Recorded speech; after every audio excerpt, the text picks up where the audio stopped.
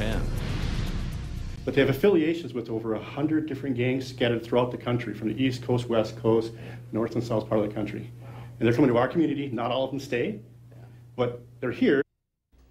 Mixed reactions tonight from some in our community after learning the estimated number of gang affiliations that police have come across in the last year. They tell us they're aware of dozens of gangs with some sort of presence locally, and even more traveling through trafficking drugs. Valley News Team's Krista Boehm has some tips on how you can help police curb the problem. How many gang members do you think Fargo police have come across within the last year? One uncommon question. 4. We took to downtown Fargo. How about you? 2. Which gave quite 14. a range 15. of answers. 60. Learning the metro area's street crimes unit has identified over 100 different gangs through some affiliation moving through Fargo. It's more than I would suspect, yes. It doesn't seem like crime is all that common here because you don't hear a whole lot about it. So you don't hear much about any gangs at all. I don't see it. I don't know what really to look for, but I don't see what I interpret as gang behavior, gang activities. Others say they can see how police would come across that number with recent discovery of drug trafficking. It's a major traffic with the freeways coming from the cities and coming from the West Coast. Surprised or not, it's a concern Fargo police are looking to curb before it's too late. A process needing your help. The best thing they can do is just let us know.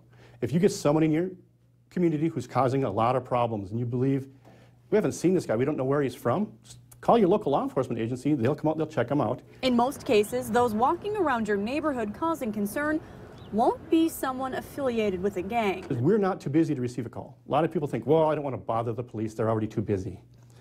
If we can get called on the front end rather than after someone's been beat up, it's much easier for us.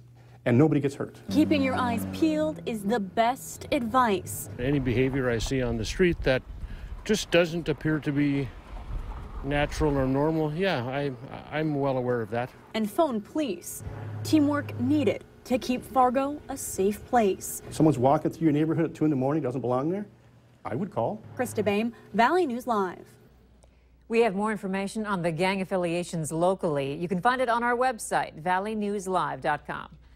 The University of North Dakota has a new president. Former Minnesota Congressman Mark Kennedy was chosen by the State Board of Higher Education. He currently runs the graduate program in political management at George Washington University in D.C.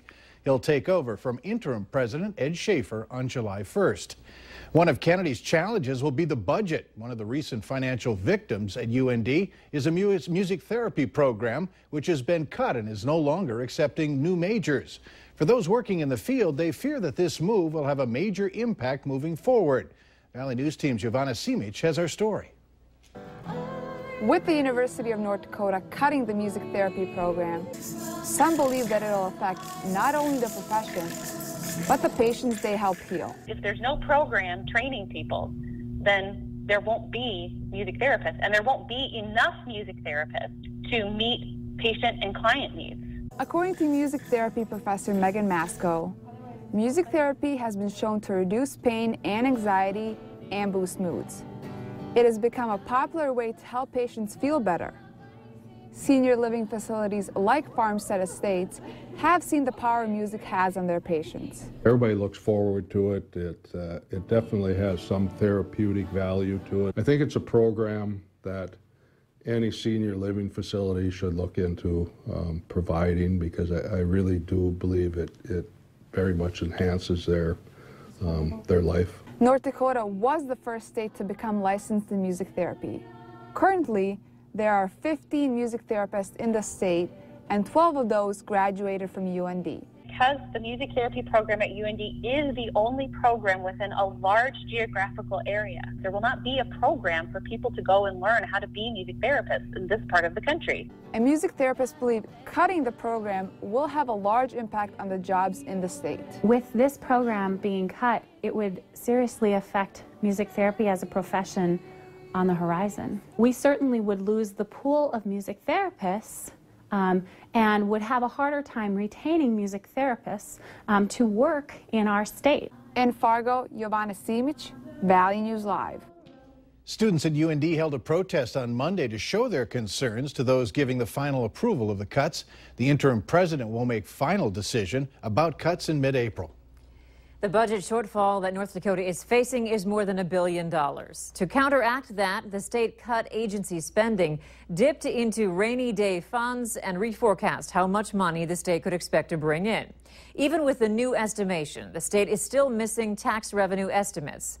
Office of Management and Budget Director Pam Sharp says the state tax collections are behind projections by $6.4 million since January. Much of that decline is because of the slump in oil.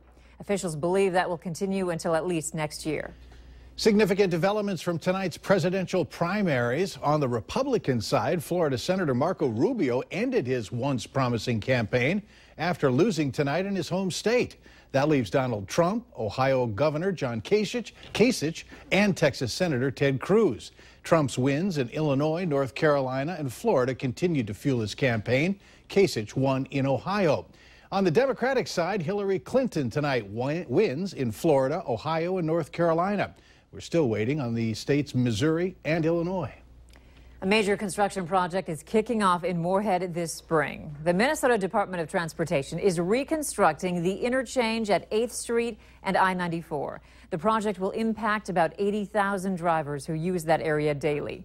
The Minnesota DOT says this project will benefit drivers by getting rid of turn lanes. It's called a diverging diamond, and it's supposed to make traffic more efficient. With this map, you can see if you're driving on 8th Street heading north or south, that's where things will change. Traffic will crisscross lanes while going over the bridge. That means if you're coming from downtown Moorhead to head eastbound on the interstate, you would drive over the bridge in the current northbound lane and get on the interstate or keep going south. If you're heading north and trying to go west on the interstate, you would drive through the traffic light and be on the current southbound lane and have easy access to get on the interstate.